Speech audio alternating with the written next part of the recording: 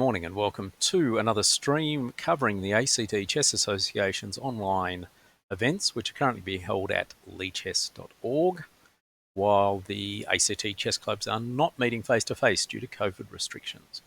My name is Sean Press. I organise these events on behalf of the ACT Chess Association, and we normally run 3 or 4 events a week. Monday night is Blitz, Tuesday night is Rapid, Thursday night we play a long time control event, and on Saturday I'm also running Street Chess online. So the event that I'm looking at is last night's Rapid event, which was won by Harry Johnson, 5.5 out of 6.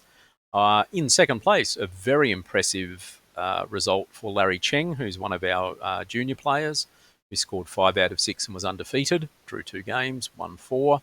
And James Minot came in third on 4.5. The game I'm looking at today is by the winner, Harry Johnson, and he is playing Malik Amir. Now, Malik has won a number of these events over the last month, but he and Harry tend to play each other at some point during the tournament. There's a little bit of a rivalry building up here, and in this case, it was a win for Harry Johnson. So let's get started with some moves. D4, G6. So a modern type fianchetto system for black against e4, but white decides to go into the London with bishop f4 in this case, and the London, of course, these days is very popular. On the other hand, I'm not a big fan of it. I don't think it teaches you enough about how to play chess dynamically, especially using your pawns in the center early on to try and gain an advantage. So after the next few moves, we essentially get a system where white is playing the London and black for now is playing a King's Indian type setup. Both sides castle, and knight h5 is the first challenging move here. We just, obviously, with the bishop sitting out there on f4, black decides that he would like to get rid of it. Bishop to g5, and h6 is a nice sensible move. For some reason, I'm reminded of a game I played when I was a junior against John Alps, who passed away a number of years ago, but he was a long-time Canberra player. And I tried f6, and after the bishop went back, I'm not sure where it went to, I thought, oh, well, now I'll follow up with f5 to gain some space in the center. And then he just moved the bishop back here, and I went, I don't know why I really did that. Anyway, h6 is a much smarter move to be played. And, sorry, I've clicked the wrong button. That's hello to Hunter Sanchez, who's just tuned in to have a look. h6, bishop goes back, pawn to g5, and there's a couple of choices here, and I think white's choice was a little bit surprising, at least for me. The main automatic move would be something like bishop to g3. And after we swap, better to take towards the center for various reasons, but normally taking towards the center is recommended if you have the choice of pawn moves. But after c5, c3, knight to c6, the position is pretty equal. The only thing that black might be a little bit concerned about is white pushing the d pawn and the e pawn up just to gain some more space in the center of the board and follow it with the c pawn. And white will end up with more space, although you might argue that white should have been playing moves like c4 and d5 earlier in the game rather than waiting. You can capture away from the center instead, and there is a temptation to do this because you get the open rook file, open f file for the rook, I should say. And on the one hand, it is a little bit tempting to do this, but on the other hand, it means that you are actually allowing your 3 kingside pawns to be held up by 2 black kingside pawns. And even after c5, c3, queen b6 here, the position's pretty equal anyway. And I'm not sure you're gaining anything by having the open f file at this point. Instead, white tried something different. White removed the f knight back to d2, leaving the bishop on h4, but at the same time exposing the knight on h5 to capture. And after g takes, bishop takes. e5 in the center, c3 to defend. I wandered by the game a little bit after. As these games have been playing online, I tend to try and keep an eye on them, but I don't see all of them. And I noticed a black pawn had ended up on h3, and for a long time I was scratching my head about how this happened. Having looked through the moves, I now know how it happens, and in fact it's a really good idea, I think, here for black to play this move. Obviously, if you capture the pawn, it just leaves your king incredibly weak after bishop takes h3. White played g3, and this turned out to be a problem later in the game. Your other option is a move like queen to f3. But after queen g5, knight e4, oh, it's almost checkmate, but not quite. Takes and takes, king takes, and after f5, I think black has a slight edge here for a couple of reasons. One, two bishops. So the bishop on c1 is still yet to come into the game, but you can do something effective with it. Black's pawns are now up the board, taking some more space, pushing the white pieces around. And I think ultimately, once black develops, black will have a slight edge all the way through the game. Instead, g3 was played. Knight d7. The bishop went back here to try and capture the pawn, obviously, and the knight goes to f6. So bishop took on c8, which wasn't mandatory, by the way, but probably is the best move ultimately. Queen takes, and black's plan, if you want to call it that, it's a fairly simple one. If black can play queen g5, queen g4, queen f3, queen g2, it's a mate. At the moment, the knight on d2 and the queen on d1 is stopping it. But the problem for white is that if those pieces are required to sit there for the whole game, black has more flexibility in terms of mixing it up. And the other sneaky option that you try, although it doesn't work specifically in this case, is something like b6, queen b7, and then attacking down that diagonal. But for now, white has plenty of opportunity just to stop this from happening, but we'll see how the game progresses from here. The point mainly I'm trying to make here is that black can always try and make this plan work, while white always has to stop this plan from working, which gives black a little bit more flexibility in terms of what they do. So knight to a3, rook e8, it's not a bad idea. Queen to f3, and e4, pushing the queen. You could try d5, getting a little bit more space in the center as well, and after knight c2, then e4 and driving the queen back.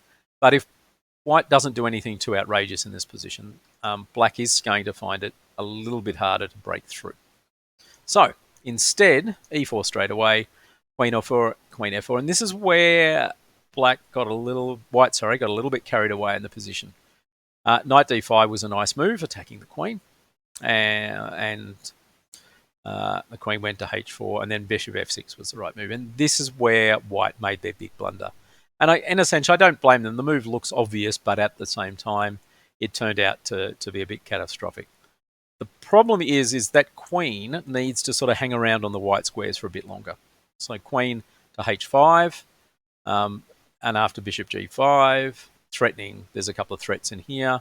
But as long as the queen has that diagonal to retreat along, things like knight f6, and the queen can hop back here. Queen f5, and it's actually not a bad position for black, but not a completely winning position. You play f5 to try and create some more space, and after e takes f3, knight takes f3. Black is slightly better, but not massively better. What black has done, which is not a bad idea, has basically transformed a little bit of the weaknesses. So the pawn on e3 is now the target for black in this position, and white is still tied down to defending it.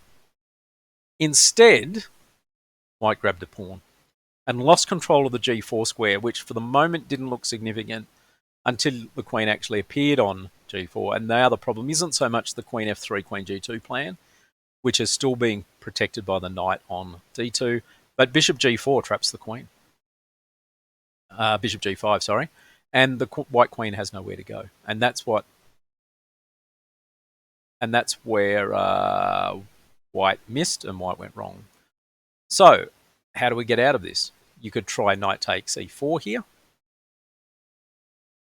but that just gives up a piece after rook takes e4, f3, bishop g5, hitting the queen. Good move, because after taking and taking, basically white has lost a piece and only got 2 pawns in return. Note the slightly more obvious queen takes e4 just to win the piece straight away and to avoid those other tricks. After queen takes h3, certainly black is ahead a piece, but white has managed to take 3 pawns for it, and it's not so clear-cut. So f3 was played straight away to deal with that threat, but after e takes f3, knight takes f3, rook takes e3, and you've dropped the e-pawn at this point. And as you can see in this position, white's king is incredibly unsafe. That pawn that went to h3 early on is still causing a lot of trouble. Black instead of taking the pawn, could have tried the slightly trickier rook e6, again with the threat of trying to trap the queen on the board. But rook takes e3 is obvious, and doesn't ruin the position. Interestingly enough, just as an aside, when in the past I've been involved in looking for example, evidence that people maybe have been using assistance in their games, it's often the non-obvious but better move that is a bit of a alarm bell. If you've got like a move that wins a piece and you play it, that's what humans do. But if you've got a move that doesn't win a piece and then 5 moves later you're suddenly got a mating attack, sometimes I get a bit suspicious about that. So I could almost argue that rook takes e3 is an anti-cheating move, essentially. Knight to e5. Okay, coming back here. Probably better is rook a to e1 to challenge the rook. And after rook takes f3, rook takes f3, queen takes f3. You still want a piece here. So white went knight here, which looks okay in some lines. It's attacking the queen. The rook is now attacking the bishop on f6. And if we play bishop takes f6, there is a chance of some other tricks and swindles in this position based on things like rook takes f7. But instead, rook takes g3 is the winning move here. The short version of this is pawn takes, queen takes, king in the corner, queen mate. Pure and simple. Sack the rook, expose the king, mate, and the hero of this story is still the h3 pawn. H for hero, I suppose. White went, I'm not falling for this, so I'm going into the corner, but queen e4 here is a good move. It's a check. You've got a block. Knight goes to f3. The rook simply took. And again, if you play rook takes rook, queen takes rook, king g1, queen g2 is mate. So the king went to g1 straight away. And there are a couple of quicker checkmates than what black played. But again, no harm to the result of the game. We could go queen g4, king in the corner, queen g2 mate. It's all done. Or you can play rook g3. And then after pawn takes, you still get your queen g2 mate. And again, the h pawn is the one that's really important. King went to g1. Rook takes f1's fine. King took. Queen to g2 check. King over. Then the rook sitting on a8 for the whole game suddenly joins in with a check. King d1 and then rook e2. And you're simply just threatening to play queen f1 mate here. White tried one last move with queen check here, but it really doesn't matter. It's just a move. And then resigned straight away. So that was a nice win and a nice attacking win for black. Harry Johnson, who won the tournament. A couple of key moves in the game. h3, excellent move. Got the pawn all the way down, and white's king never felt safe after this move because all the key squares around the king were covered. So if you ever get this situation like this, and the other way around with a white pawn on h6, okay, your goal should be to try and work out ways of getting a queen into g2. The other key point apart for white was taking the pawn here, not realising the danger that queen g4 posed, but this game was played with a 10-minute time control. So, of course, it's 10 minutes each plus 2 seconds. So sometimes you do make mistakes like this. And finally, this position here, good tactics, rook takes g3. And then you should be aware that these are some of the ideas you get, again, because you've just got that pawn sitting there on h3. So, thanks for tuning in. My name is Sean Press. I organise these events on behalf of the ACT Chess Association.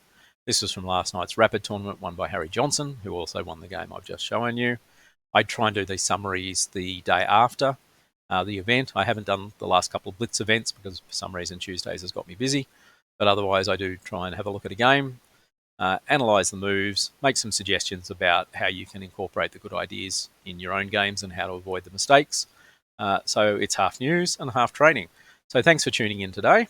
And I will be seeing you probably Friday after the next round of the ACT Standard event.